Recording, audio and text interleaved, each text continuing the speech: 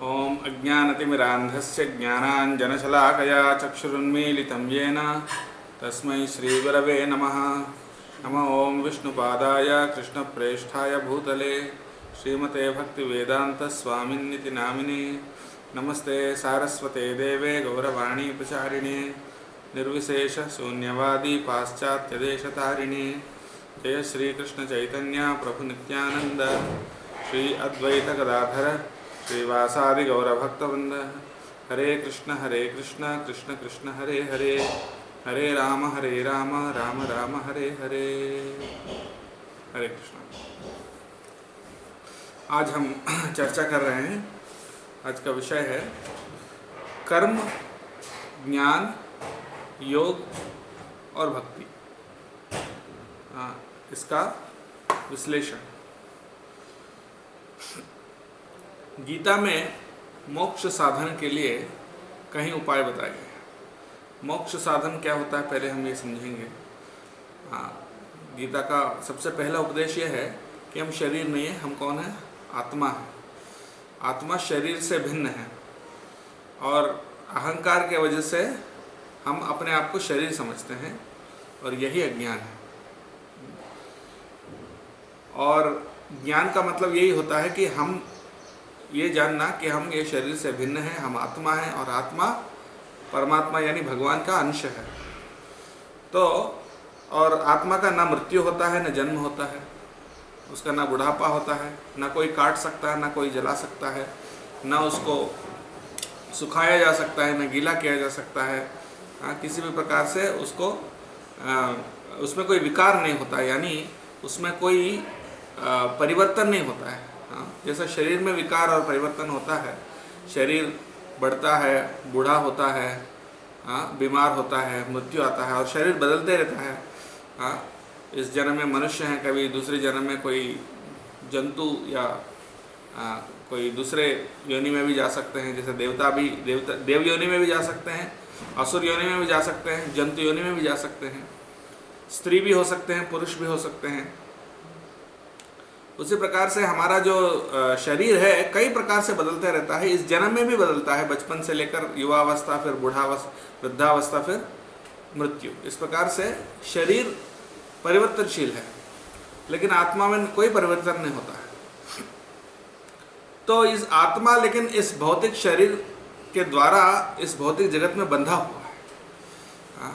और जब भी हम कोई स्थिति में रहते हैं तो उस स्थिति को हम अपना समझ जाते हैं, हम समझ लेते हैं। अगर शरीर में कोई तकलीफ है तो हमको लग रहा है कि मुझे तकलीफ हो रहा है। शरीर को कष्ट हो रहा है तो हम सोचते हैं हमें कष्ट हो रहा है।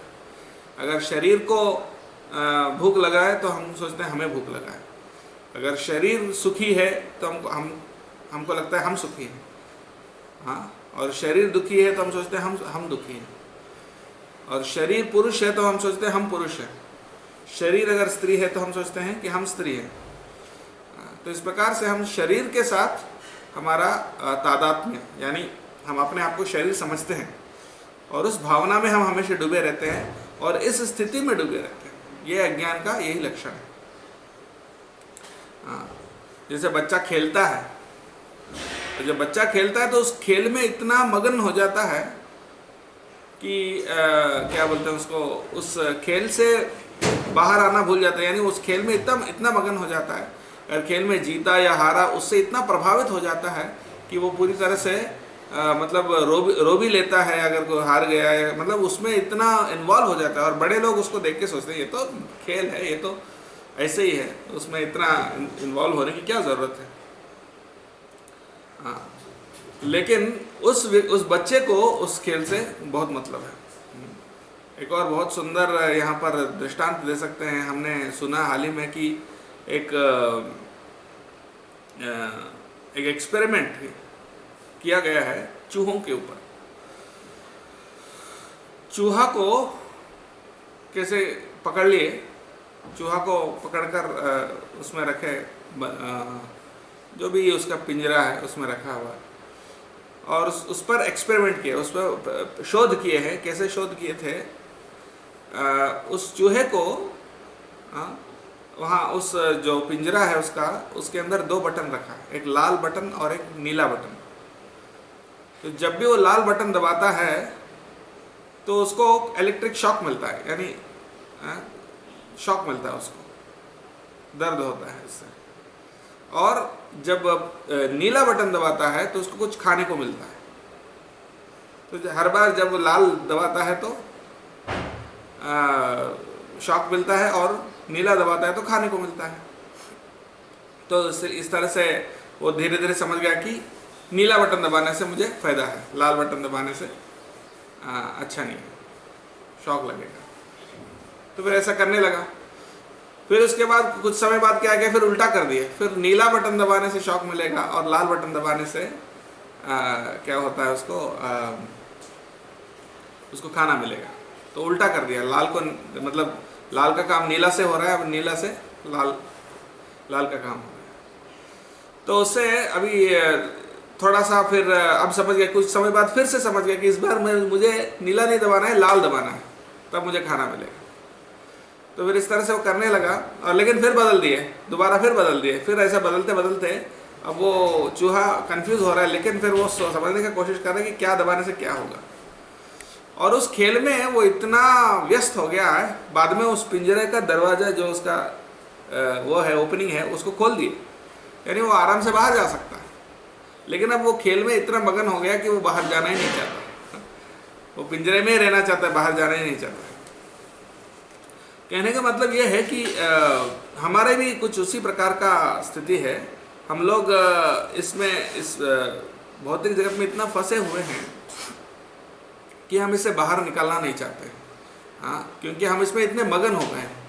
अभी हमारी जो स्थिति है, जो हमारा काम है, जो भी हमारा परिवार है, जो भी हमारा भौतिक स्थिति है, हम उसमें इतना आइडेंटिफाई कर लेते हैं कि हम सोचते हैं वही मैं हूँ। जैसा सुअर भी सोचता है, सुअर भी बहुत व्यस्त है। एक बार इंद्र सुअर बन जाता है और शाप के कारण देवेंद्र को सुअर बनना पड़ता है। तो फिर बाद में जब मतलब उनके गुरु बृहस्पति बताते हैं चलो अभी आप वापस अपना इंद्र स्थान ग्रहण करने, तो फिर वो सुअर बोलता है नहीं, मैं नहीं जाना चाहता हूँ, क्योंकि मैं यहाँ बहुत खुश हूँ, क्योंकि मेरे दर्जनों बच्चे हैं और इतना अच्छा खाना है, इतना अच्छा जीवन है। और दोबारा बोलने लगे तो फिर वो बोले आप लोग हमसे जलते हो, हमारा खुशी देखकर आप जल रहे हो, इसलिए आप नहीं चाहते हो कि मैं खुश रहूँ, इसलिए आप मुझे बुला रहे हो इस स्थिति से। तो ऐसा हमारा स्थिति ऐसा हो जाता है, हम जो भी स्थिति में रहते हैं उसी को अच्छा मानने लगते हैं और उसी में हम लगे रहते हैं। लेकिन हम ये भूल जाते हैं कि फिर हमें ये बुढ़ापा, मृत्यु, बीमारी, तरह तरह के क्लेश, आध्यात्मिक, अधिभौतिक, अधिदेवी क्लेश, ये सब हमको आते हैं। और वो खेल में इतना व्यस्त हो जाते हैं कि हम ये सब भूल जाते हैं कि कितने तकलीफ होते हैं, जन्म लेने में, मृत्यु, मरने में, बुढ़ापे में, और भी बहुत सारे तकलीफ है। जैसे कल ही हमने चर्चा किया था, ये भौतिक जगत रूपी जो विकट जंगल है उसमें कितने प्रकार की विपदाएं हैं। तो भगवान बहुत दयालु हैं और दयालु होकर हमें इस भौतिक जगत से बाहर निकलने का, इस पूरे बंधन से और इस क्लेश से बाहर निकलने का उपाय जो है उसको मोक्ष उपाय कहते हैं, मोक्ष साधन उपाय। हाँ, वो बताए हैं शास्त्रों में, और उनमें से विशेष करके 4 हैं: कर्म, ज्ञान, योग और भक्ति। तो कर्म, ज्ञान, योग और भक्ति, लेकिन इनमें से भी हम विश्लेषण करेंगे हमारे लिए कौन सा सबसे उचित है और इनमें से किसका क्या कंपैरेटिव इम्पोर्टेंस है, यानी एक दूसरों में कौन सा बेहतर है और किसका क्या एडवांटेज है, क्या नहीं है। तो ये चारों से एक फल तो एक ही है, मोक्ष यानी मुक्ति।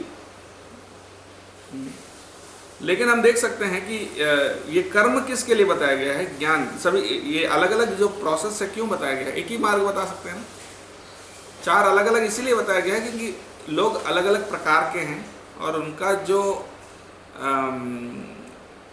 उनका जो मानसिक प्रवृत्ति जो है वो अलग अलग है। तो जो लोग अपने शरीर से ज़्यादा आसक्त हैं, जो अपने शरीर से ज़्यादा आसक्त हैं, शरीर क्या करता है, कर्म, शरीर से कर्म करते हैं, और कर्म शरीर से और मन से हम करते हैं। तो जो शरीर और मन से जो आसक्त हैं, बहुत ज़्यादा आसक्त हैं, उनके लिए कर्म का मार्ग बताया गया है कि आप कर्म करो। लेकिन वो कर्म कैसे करना है? यज्ञार्थात् कर्मणो अन्यत्र लोकोऽयं कर्म बंधनः, यानी जो भी आप कर्म करते हो भगवान को समर्पित करते हुए करना है, उनकी सेवा में करना है। कर्म जो है वो शरीर और मन से किया जाता है, विशेष करके शरीर से। जैसा हम भी देख सकते हैं, साधारण रूप से हम कर्म कब करते हैं? कोई नौकरी करता है या बिजनेस करता है, ये सब आप सब समझ सकते हैं, एक प्रकार का कर्म है। असल में कर्म का मतलब कुछ और होता है, ये नहीं होता है। कर्म का असल मतलब ये होता है कि वेद विहित कार्य, जो काम वेदों में बताया गया है, जो आपके वर्ण और आश्रम के अनुसार जो आपका धर्म है, वो आपका कर्म है, उसको कर्म कहते हैं। यानी ब्राह्मण का कर्म है पठन पाठन यजन याजन दान प्रतिग्रह, हाँ, यानी पढ़ना पढ़ाना, हाँ, और यज्ञ करना कराना, और दान लेना और दान देना, ये जो है ब्राह्मण का काम। और क्षत्रियों का काम अलग है। इस प्रकार से 4 वर्ण और 4 आश्रम के अनुसार जो वेदों में जो बताया गया है वो है कर्म, कर्म का असली परिभाषा, असली मीनिंग। लेकिन आप देख सकते हो कि हम कोई भी नौकरी या धंधा कब करते हैं? क्यों करते हैं?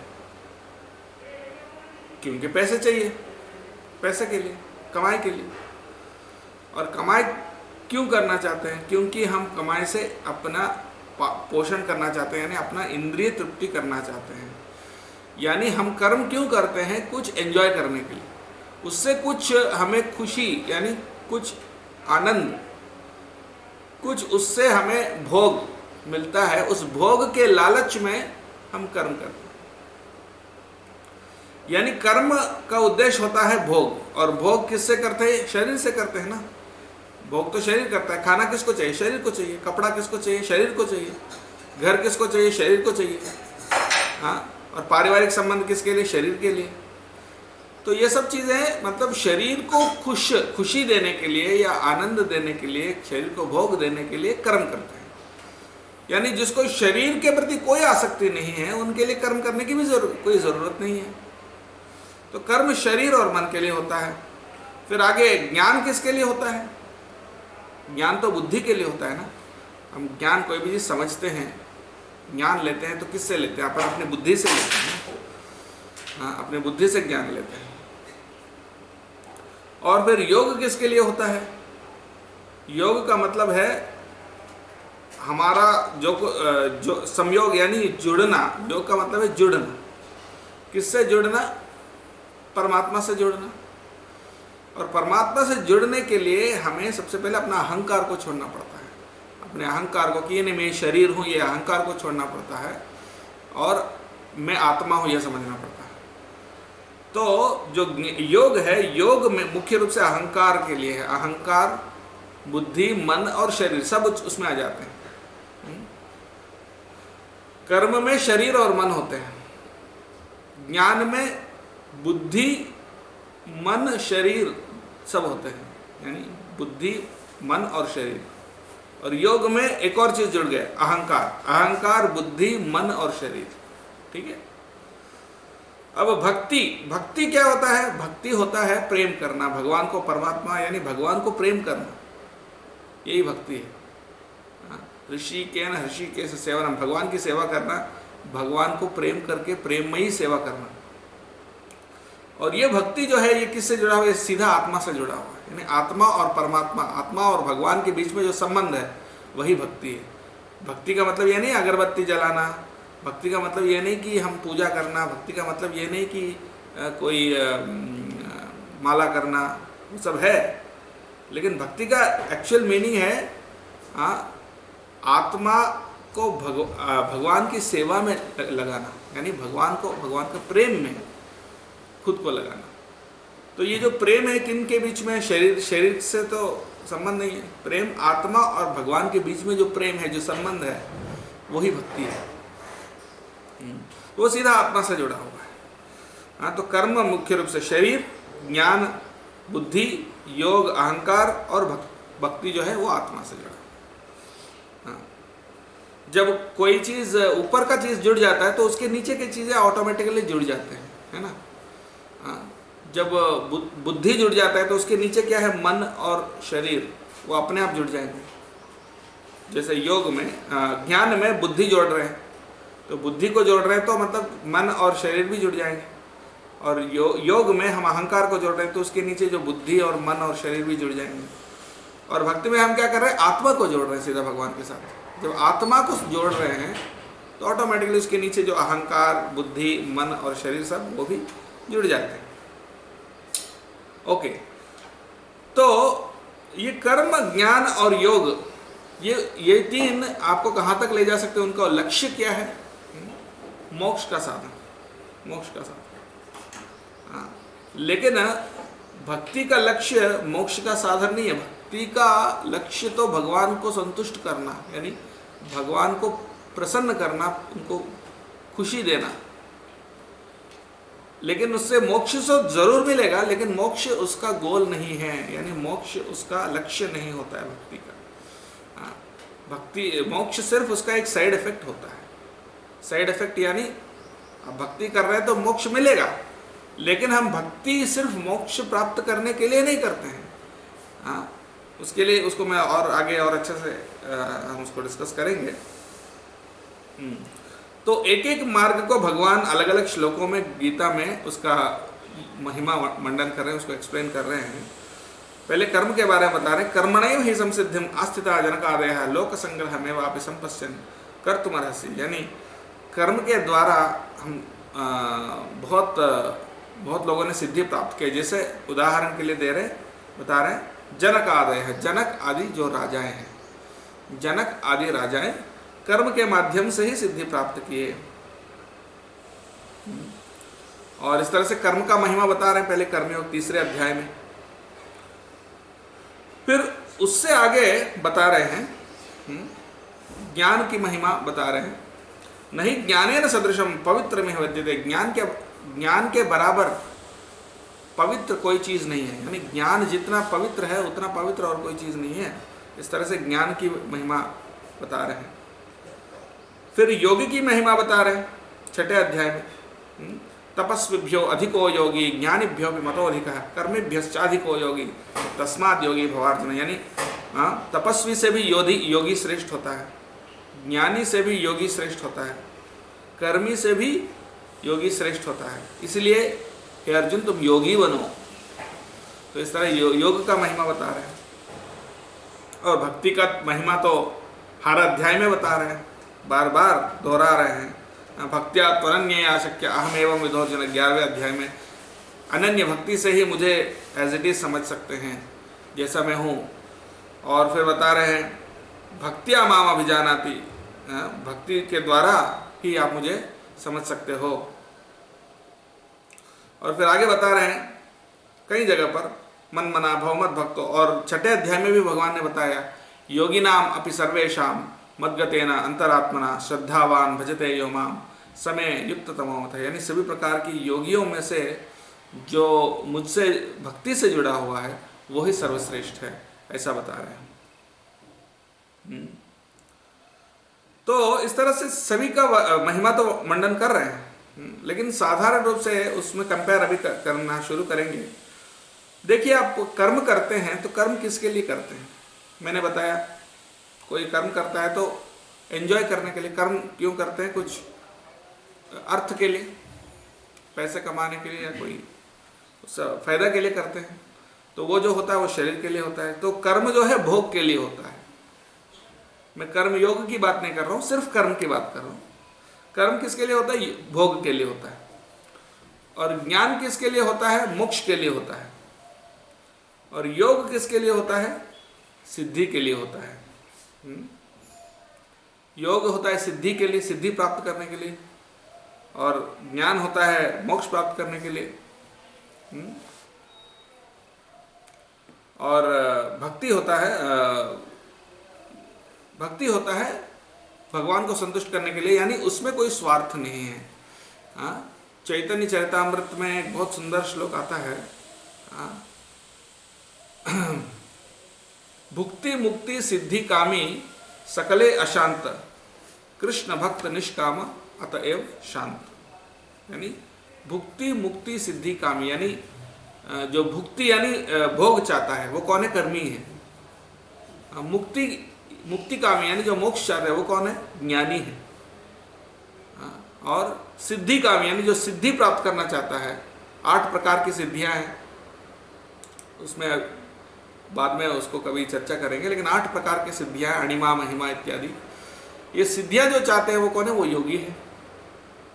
तो ये तीनों के मन में कुछ ना कुछ कामना है। जो कर्मी है उसका कामना है भोग करना, ज्ञानी है उसका कामना है मोक्ष प्राप्त करना, वो भी एक प्रकार का स्वार्थ है। मोक्ष प्राप्त करने की जो इच्छा है वो भी एक प्रकार का स्वार्थ ही माना जाता है, मोक्ष काम।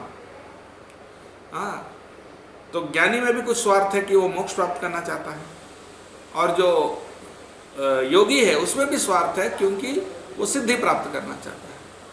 लेकिन सिर्फ जो भक्त होता है, जो शुद्ध भक्त होता है, मेरे जैसे भक्तों की बात नहीं कर रहे हैं, यहाँ शुद्ध भक्तों की बात कर रहे हैं, तो जो शुद्ध भक्त होता है वो निष्काम है, क्योंकि वो सिर्फ चाहते हैं भगवान को संतुष्ट करना ही चाहते हैं और कोई इच्छा नहीं रखते हैं। इसलिए वो कौन है? वो शांत है, क्योंकि उसके अंदर कोई स्वार्थ नहीं है।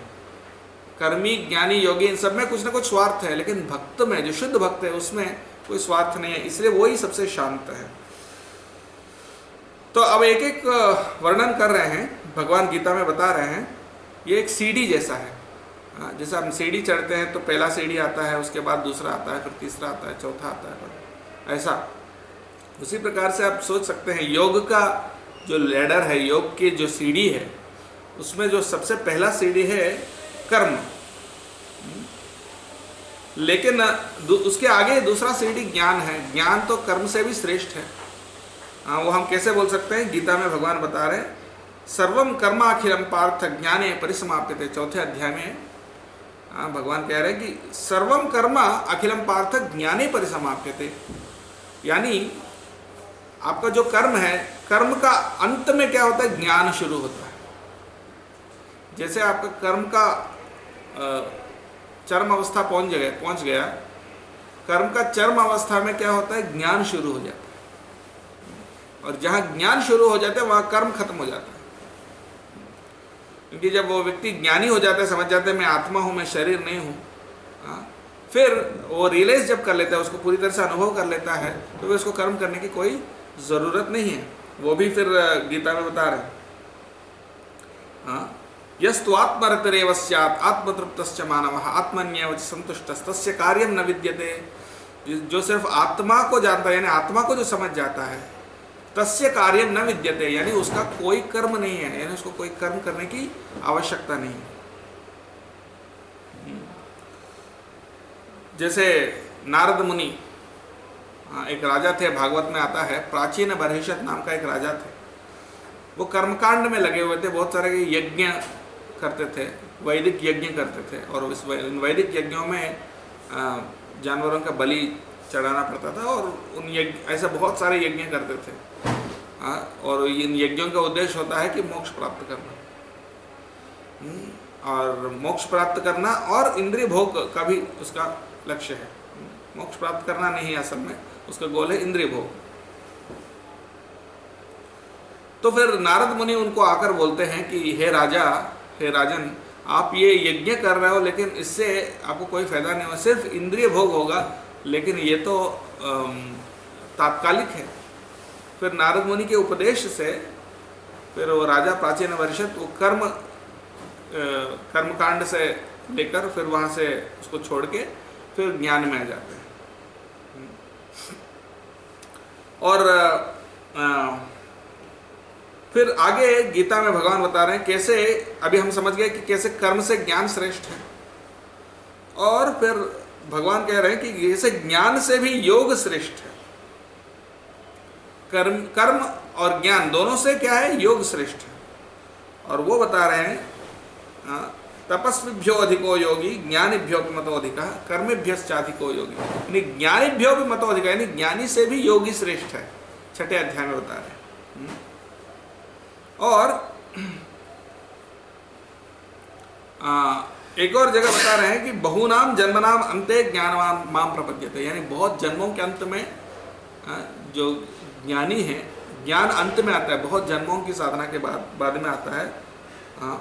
और वो ज्ञानी जो क्या करता है वो मेरी शरण में आता है, वो आगे हम चर्चा करेंगे। और भी कई श्लोक है, जैसे तयोस्तु कर्म संन्यासात् कर्मयोगो विशिष्यते, कर्म संन्यास से कर्मयोग श्रेष्ठ है। कर्मयोग श्रेष्ठ यानी योग यहाँ पर बता रहे हैं, योग श्रेष्ठ है संन्यास यानी ज्ञान से। और फिर आगे भगवान समझा रहे हैं कैसे योग से भी भक्ति श्रेष्ठ है, योग से भी भक्ति श्रेष्ठ है, उसके लिए भी भगवान प्रमाण दे रहे हैं कई जगह पर गीता में।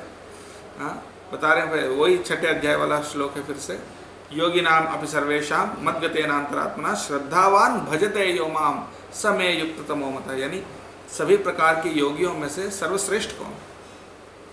जो श्रद्धा से मेरी भजन करते हैं। भजते यानी भजते शब्द का अर्थ है जो भजन करता है, और जो भजन शब्द जो है वो भक्ति से आया है, या भक्ति से जुड़ा हुआ है, यानी प्रेम से सेवा करना, उसको भजन बोलते हैं, यानी प्रेम वहाँ आता है, यानी भक्ति आता है। तो कहने का मतलब सभी प्रकार की योगियों में से सर्वश्रेष्ठ योगी कौन है? भक्त है। ये भगवान गीता में बता रहे हैं। अन्य जगह पर और भी कई श्लोक हैं जो अभी अभी मैंने बताया, बहुनाम जन्मनाम अंते, बहुत जन्मों के अंत में जब ज्ञान परिपक्व होता है तो वो व्यक्ति क्या करता है, जिसका ज्ञान परिपक्व हुआ वो क्या करेगा? ज्ञानवान माम प्रपद्यते, यानी मेरी शरण में आता है, यानी भगवान का शरण में जाना, भगवान की भक्ति करना, ये ज्ञान का भी और योग का भी गोल है। और एक और श्लोक आता है गीता में, ब्रह्मभूतः प्रसन्नात्मा न शोचति न कांक्षति समः सर्वेषु भूतेषु मद भक्तिम लभते पराम।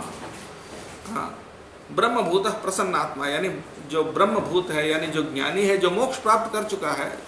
ब्रह्मभूत का मतलब होता है कि भूत मतलब वो वाला भूत नहीं है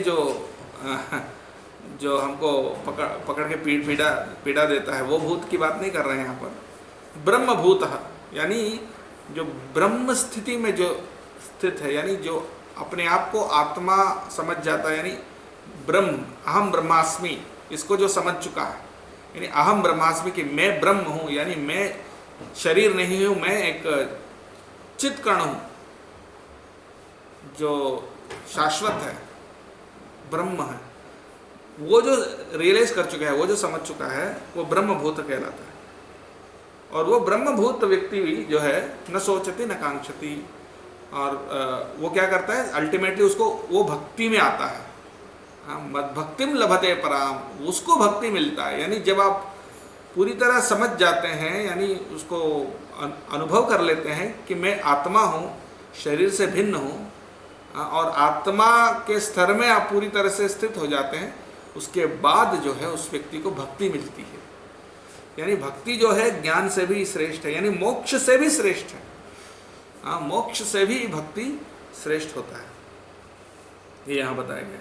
और ये तो गीता में है, और अन्य शास्त्रों में तो है ही, जैसे भागवत महापुराण में ये तो बताया गया है। भगवान श्री कृष्ण उद्धव से कह रहे हैं, क्या कह रहे हैं? न साधयति माम योगो न सांख्यम धर्म उद्धव न स्वाध्यायस तपस्त्यागो यथा भक्तिर्ममोर्जिता। बता रहे न साधयति माम योगो, मुझे योग से भी इतना आसानी से प्राप्त नहीं किया जा सकता। न सांख्यम यानी ज्ञान से भी प्राप्त नहीं कर सकते, धर्म उद्धव यानी अपने धर्म का आचरण से, न स्वाध्याय स्वाध्याय से भी नहीं, तपः तपस्या से भी नहीं, त्याग त्याग से भी नहीं। इन सब चीज़ों से, योग से, ज्ञान से, कर्म से, किसी चीज़ से आप मुझे इतना मुझे प्रिय नहीं होता, उतना मुझे प्राप्त करने में इतना अच्छा उपाय नहीं होता जितना यथा भक्तिर्ममोर्जिता, जैसे भक्ति से आप मुझे प्राप्त कर सकते हो। इसमें कितना अच्छा से बताया गया है। भगवान कृष्ण भी यहाँ पर एक बहुत सुंदर उदाहरण आता है, कैसे योगी से भी भक्त श्रेष्ठ है, इस बात को समझाने के लिए कि योगी से भक्त श्रेष्ठ होता है। एक बहुत सुंदर कहानी आता है पुराणों में।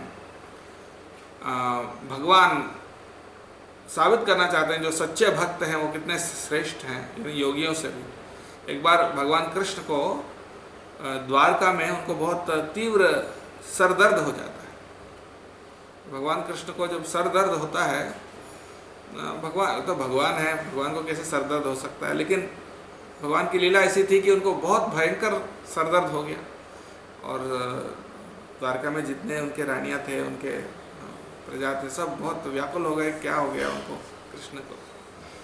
और नारद जी वहाँ आ जाते हैं और नारद मुनि को बताते हैं भगवान कृष्ण की, नारद मेरा सर फट रहा है, अब मैं मतलब बहुत मुश्किल है जीना, हो सकता है मैं मर जाऊंगा।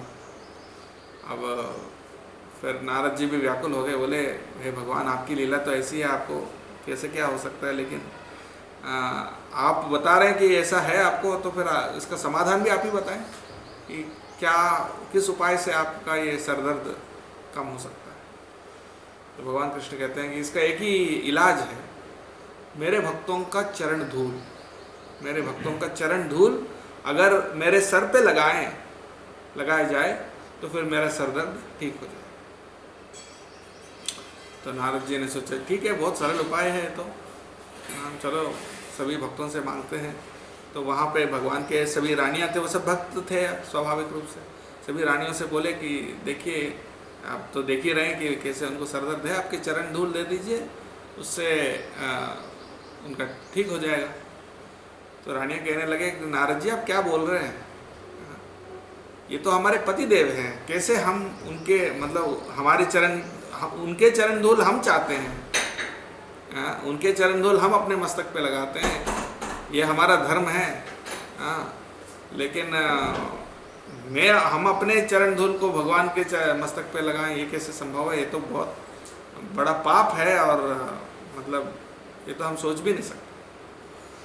तो फिर नारद जी वहाँ से चले जाते हैं। फिर वहाँ से जाकर फिर कृष्ण जी बोलते हैं बहुत सारे योगी और ऋषि मुनि हैं जो तपस्या कर रहे हैं, जो ध्यान कर रहे हैं, योग कर रहे हैं, बड़े बड़े योगी महात्मा हैं, उन सबसे आप पूछिए। तो फिर नारद जी गए, सभी के पास गए और लगता है रामदेव बाबा के पास भी गए होंगे क्योंकि योग सिखाते हैं सबको। तो सबके पास गए और बोले आप अपने चरण धूल दे दीजिए, भगवान के मस्तक पे लगा देंगे। सभी ने बोला ये क्या बात कर रहे हैं, कोई ये तो सोच से भी परे है। हम तो इतने सालों से तपस्या कर रहे हैं उनका दर्शन लेने के लिए, और हम कैसे अपने चरण धूल उन पर लगा सकते हैं, फिर हमारा सत्यानाश हो जाएगा उससे, और इतने घोर नरक में जाएंगे कि कभी उससे शायद बाहर निकलना भी संभव नहीं। तो सभी योगी ऋषि मुनि सभी ने मना कर दिया, सब पूरा संसार घूम लिए और फिर कोई कहीं नहीं मिला। फिर वापस आकर भगवान कृष्ण को बोलते हैं कोई नहीं दे। तो कृष्ण ने पूछा क्या आप वृंदावन गए हो?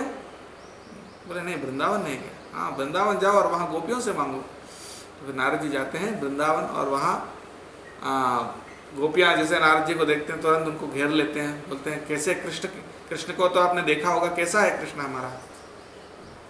तो नारद जी बोलते हैं नहीं हालत बहुत ख़राब है। क्या हुआ? उनका बहुत सर दर्द है और मतलब कमी नहीं हो रहा है, उसका इलाज तो एक ही है, उन भक्तों का चरण धूल कोई दे भी नहीं रहा, मिल भी नहीं रहा। तो गोपियों ने बोला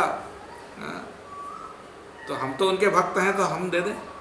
हाँ बिल्कुल उसी के लिए आया हूँ। तो एक गोपी ने अपना जो चुन्नी होती है सुन्नरी, तो वो चुन्नी बिछा के सभी गोपियाँ उसमें आ जाते हैं और अपने चरण धूल को चरणों को वहाँ पर घिस के उनकी सारे धूल निकाल के उसको इकट्ठा कर देते हैं। इकट्ठा करके ये नारद जी को देते हैं, ले जाओ और लगा लो कृष्ण के माथे पे। तो नारद जी कहते हैं ये क्या कर रहे हो, आप समझते हो क्या? कृष्ण तो भगवान है, परमेश्वर है, और सभी तो उनसे छोटे ही हैं, उनसे बड़े कोई नहीं है। तो सब उनके चरण धूल लेते हैं और आप अपने चरण धूल उनके सर पे लगा रहे हैं, तो महापाप है। सभी कोई शास्त्र इसको अनुमति नहीं देती, सभी शास्त्रों का विरुद्ध है। और जो शास्त्रों के विरुद्ध काम हम करेंगे तो उससे बहुत बड़ा संकट होगा और उससे हम नरक भी जाएंगे। और ऐसा भी कोई नरक आज तक हमने देखा नहीं है ऐसा कोई स्पेशल नरक होगा जिसमें जाएंगे तो आप शायद कभी भी वापस नहीं आ सकते, इतना घोर नरक में जाएंगे। इसके लिए कोई ऐसा उपाय भी नहीं बताया गया कैसे, मतलब ऐसा नरक तो आज तक मैंने सुना भी नहीं। इतना बड़ा नरक आपके लिए स्पेशल बनाना पड़ेगा जिसमें आपको भेजना होगा, इतना बड़ा पाप है, ये महा अपराध है। तो ये आप करने जा रहे हैं।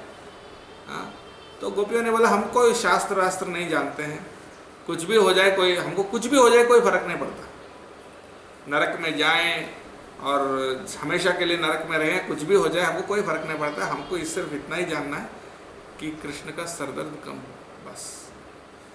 तो फिर वो ले जाते हैं और कृष्ण का सरदर्द ठीक हो जाता है। इससे कृष्ण दर्शाते हैं कि कैसे जो सच्चा भक्त होता है वो सभी प्रकार के योगी, ज्ञानी और कर्मी इन सबसे बहुत ऊपर होता है, क्योंकि वो अपना परवाह करता ही नहीं। वो भक्ति कोई मोक्ष प्राप्त करने के लिए या कोई भौतिक लाभ के लिए इसके लिए करता ही नहीं है। तो इसलिए भक्ति सबसे श्रेष्ठ है। शास्त्रों में उदाहरण दिया गया है कैसे अगर कोई व्यक्ति जेल में बंद है, यानी कोई कारागृह यानी कैद में कैदी है, तो उस कैदी को बाहर निकलना है, यानी कारागृह से मुक्त होना है। तो कारागृह से मुक्त होने के लिए कई उपाय हैं। एक उपाय तो ये है कि आप अपना जो भी आपके ऑफिसर हैं, जो जेलर है, जो जेल देखते हैं, वो आपका अच्छे बिहेवियर से खुश होकर आपको बाहर निकाले, या कोई अच्छे सरकारी कोई नोटिफिकेशन आए कि आज इनको निकाला जाए, या उससे भी अच्छा है कोई राजा का प्रतिनिधि, यानी राजा का जो करीब व्यक्ति, जो राजा के जो करीब होते हैं, उनके कोई परिवार का सदस्य ही मान लो, जो राजकुमार हो गया या राजकुमारी हो गए, रानी हो गई, या उनके कोई परिवार के सदस्य हो, वो किसी न किसी तरह से आपसे बहुत प्रसन्न हो जाए और वो आकर आपको ले जाएं बाहर। इन तीनों मार्ग से आप बाहर जा सकते हो, लेकिन फर्क क्या है, जो जेलर है वो आपको जेल से बाहर ले आएगा तो आपको ज़्यादा से ज़्यादा कहाँ तक ले जा सकता है, जेल के गेट तक छोड़ाएगा आपको बस, यानी आपको जेल से बाहर छोड़ा है ना, जेल का गेट तक छोड़ेगा, मतलब उसके आगे फिर आपको क्या करना है, आप सड़क पे, जैसे सड़क पे घुसेंगे फिर आप क्या करेंगे, कहाँ जाएंगे, वो आपका परेशानी है। जेलर तो सिर्फ आपको जेल का गेट तक छोड़ सकता है। लेकिन मान लीजिए कोई सरकारी कर्मचारी है, वो आपको ले जाएगा तो गेट के बाहर भी ले जाएगा, लेकिन शहर में कोई जगह आपको ले जाएगा, शहर में कोई जगह आपको रहने का व्यवस्था करके आपको छोड़ देगा, ठीक है। लेकिन मान लीजिए कोई राजा का कोई मंत्री हो, कोई ऐसा हो, वो आपको ले जाएगा जेल से बाहर, तो आपको कहाँ तक ले जा सकता है, सीधा राजा के जो दरबार है वहाँ तक ले जा सकता है, ठीक है। लेकिन मान लीजिए राजा को कोई परिवार का सदस्य है, राजकुमार हो या उनकी रानी हो या उनके कोई ऐसा बहुत खास व्यक्ति हो, वो आपको सीधा जेल से ले जाएगा, शहर में ले जाएगा, शहर से राजमहल ले जाएगा, राजमहल से सीधा राजा का जो दरबार में जो उनके पर्सनल जो बैठक है वहाँ सीधा राजा के सामने बिठा देगा। तो ये चारों स्तर में वो व्यक्ति मुक्त तो हो रहा है, लेकिन उसमें बहुत फर्क है। हाँ, तो इसलिए ये जो पहले वाला है वो कर्म है, यानी जो जेलर है, जेलर आपको क्या करते हैं, ज़्यादा से ज़्यादा आपको जेल का गेट तक छोड़ेगा, कर्म है, सिर्फ आपको भौतिक बंधन से थोड़ा बाहर निकालेगी बस, कर्मयोग। और ज्ञान योग क्या करेगा, आपको ब्रह्म ज्योति तक ले जाएगा। हाँ, कि आपको समझाएगा कि आप आत्मा हो, चित्कण हो। योग कहाँ तक ले जाएगा, परमात्मा का ध्यान कराएगा, परमात्मा का दर्शन और ध्यान होगा, वहाँ तक हो सकता है। लेकिन भक्ति जो है सीधा भगवान के अंतरंग कोठरी में आपको ले जाके फिर उनकी सेवा में लगा देगा सीधा। हाँ, तो चारों में मोक्ष प्राप्त हो रहे हैं, लेकिन उनका स्तर अलग अलग है, एक जैसा नहीं। तो सबसे पावरफुल होता है ये चौथा वाला। और लेकिन यहाँ पर एक और विशेष बात यह है कि चारों तो ठीक है, लेकिन जब किसी का सज़ा बहुत कड़ा है, मान लीजिए कोई किसी ने 50 मर्डर किया है, या कोई ऐसा कोई घोर अपराधी है, कोई आतंकवादी, ऐसा कोई बहुत बड़ा अपराध कर दिया, तो उस समय पर इवन जो जेलर है उसका भी इतना क्षमता नहीं बनता है कि आपको इतना आसानी से बाहर निकाला जाए। हाँ, विशेष करके जो कलयुग है, कलयुग का वातावरण ऐसा है कि इसमें व्यक्ति को इन मार्गों से मुक्त होना बहुत ही कठिन है। कर्मयोग से हम कहाँ कर्मयोग कर पाएंगे रोज़, हम तो अपनी इंद्रिय भोग में इतने लगे हुए रहते हैं। हाँ, कर्मयोग मतलब हर कर्म जो है भगवान की संतुष्टि के लिए कर रहे हैं, हम कहाँ भगवान की संतुष्टि के लिए कर्म कर सकते हैं, हम तो अपनी इंद्रिय भोग में लगे हैं।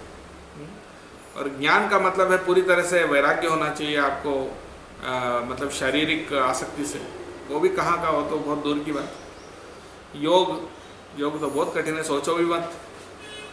रामदेव बाबा के कुछ आसन करना भी हमारे लिए मुश्किल हो जाते हैं, और बाकी और यम नियम आसन प्राणायाम प्रत्याहार ध्यान धारणा और समाधि, ये सब तो हम सोच भी नहीं सकते। उसका नाम, उसका अर्थ, उसका मीनिंग भी हमको नहीं पता, करना तो दूर की बात है। तो ये कलयुग में साधारण व्यक्ति जो हैं वो सब करना उनके लिए बहुत मुश्किल है। इसीलिए क्या बताया गया है, सबसे पावरफुल मेडिसिन दिया गया है। जब किसी की बीमारी सबसे ज़्यादा होता है, सबसे तेज होता है, तो सबसे पावरफुल मेडिसिन देना पड़ता है। छोटे मोटे मेडिसिन से काम नहीं चलेगा। मान लीजिए किसी को कोरोना ही हो गया, कोरोना वायरस लग गया, उसको कोई पैरासीटामोल या बुखार का जो दवाई है या ऐसा कोई सर्दी खांसी का जो दवाई है, उससे तो काम होने वाला नहीं है। उसके लिए तो अभी तक दवाई निकला भी नहीं, वैक्सीन बनाया ही नहीं अभी तक। हाँ, तो जो भी उनके पास सबसे पावरफुल दवाई है वो ही डालेंगे। तो उसी प्रकार से हमारा जो बीमारी कलयुग में सबसे ज़्यादा है, सबसे तेज है। कलयुग के प्रभाव से अज्ञान सबसे बहुत, जो रजोगुण और तमोगुण बहुत तगड़े रूप से हमें मतलब बांधे हुए हैं। इसलिए इससे निकालने के लिए सबसे पावरफुल मेडिसिन ही देना पड़ता है। वो सीधा राजा का जो पार्षद है वही कुछ कर सकता है, नहीं तो कोई साधारण दूसरे व्यक्ति से कुछ काम होने वाला नहीं है। तो इसीलिए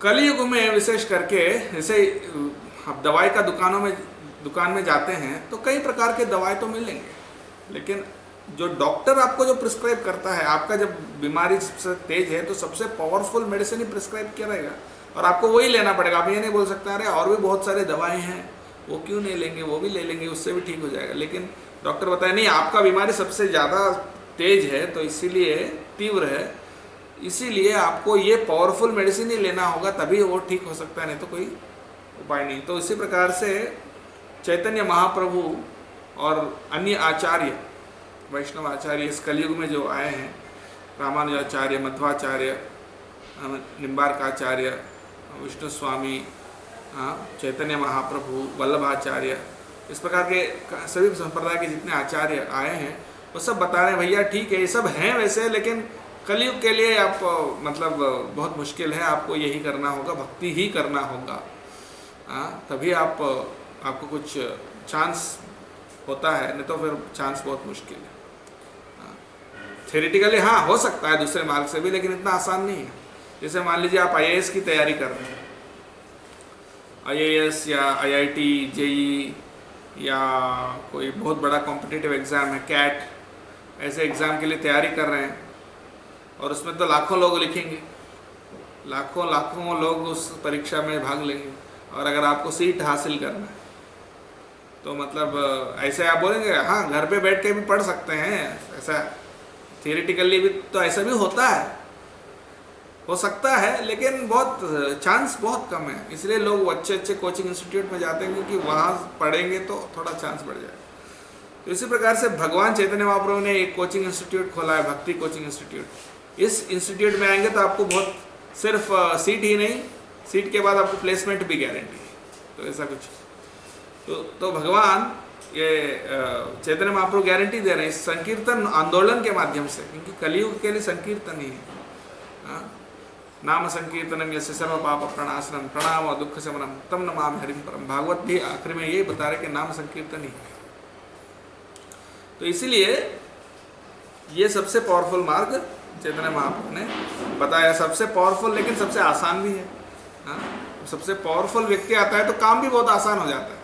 और मान लीजिए राजा का कोई पारिवारिक सदस्य आ जाता है जेल में, तो सभी अफसर ऐसा हो जाते हैं भैया हाँ ले जाइए, हाँ सभी गेट खोल देंगे, कोई टाइम भी नहीं लगेगा, फटाफट 1 सेकंड में काम हो जाएगा। बड़ा आदमी आता है उसी प्रकार से जब भक्ति यानी भगवान की भक्ति आती है, भगवान आते हैं हमारे जीवन में, तो क्या होता है, मोक्ष जो है बहुत मुश्किल नहीं होता है, बहुत लंबा प्रोसेस नहीं होता है। ऐसा नहीं कि आपको 10 कागज़ भरने हो गए और कागज़ का एप्लीकेशन पेंडिंग रहेगा 6 महीने, फिर उसके बाद एक ऑफिसर से दूसरा ऑफिसर जाएगा, फिर धीरे धीरे करके बहुत मुश्किल से काम होगा। ऐसा नहीं होगा। जब सीधा राजा आएंगे तो बस 1 सेकंड में फट, ठीक है, सभी ऑफिसर, हाँ बस हो गए, सब ले जाओ इसको बाहर निकालो जेल से। तो उसी प्रकार से बहुत जल्दी काम हो जाता है भक्ति करने से, बहुत जल्दी, बहुत आसान से, फास्ट एंड इफेक्टिव। हाँ, तो आप देख सकते हैं कोई भी मार्ग आप अपनाएंगे तो जैसे आप कुछ बहुत सारे नियम पालन करना पड़ता है ना। जैसे आज ही कोई मुझे पूछ रहे थे कि उनके घर में किसी के डेथ हो गई तो हम क्या भक्ति कर सकते हैं, हम क्या विग्रह अर्चन कर सकते हैं। मैंने बोला जब कोई मर जाता है तो सूतक लग जाता है, तो सूतक लगने से आप कोई कार्य नहीं कर सकते हैं, लेकिन सूतक में भी एक ही चीज़ चलता है, भगवान का नाम, भगवान की भक्ति। वो सूतक से भी नहीं रुकता, किसी भी स्थिति में नहीं रुकते। तो इसीलिए सबसे पावरफुल मार्ग है और सबसे फास्ट मार्ग है, जो कई जन्म का साधन को हम एक जन्म में करके उसको ख़त्म कर सकते हैं।